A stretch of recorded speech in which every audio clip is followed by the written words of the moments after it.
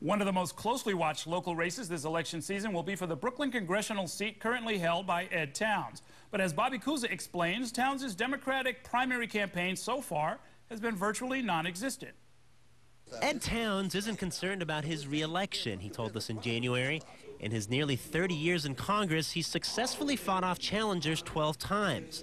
But facing an especially tough fight this year, the Towns campaign has yet to get off the ground, while rival Hakeem Jeffries has taken off, racking up an impressive list of endorsements from unions and Democratic clubs, including the Vanguard Independent Democratic Club, the first time in decades it didn't support Towns. He has been reelected approximately 14 times throughout the duration of his 30-year tenure, and that is not to be dismissed. What is clear is that this is a different race. I'm a different candidate.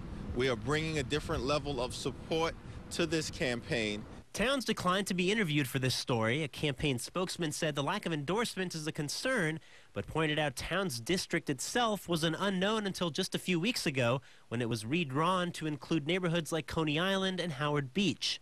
The spokesman said the campaign will get in full swing after petition signatures are submitted next week, saying, quote, "The congressman is prepared to do what he has to do to win this election." Don't count out another challenger, City Councilman Charles Barron, who lost to Towns by just 8 points in 2006 and says he's better known and better organized this time, but believes Towns will make a late push. We expect Towns not to go to sleep. He's going to be out there heavy and strong probably in the last 4 or 5 weeks. The primary election takes place June 26th, but that may not be the final word. Because he has the support of the Working Families Party, Jeffries could lose the primary, but then choose to run again in November in the general election on that party's line. In Brooklyn, Bobby Kuza, inside City Hall.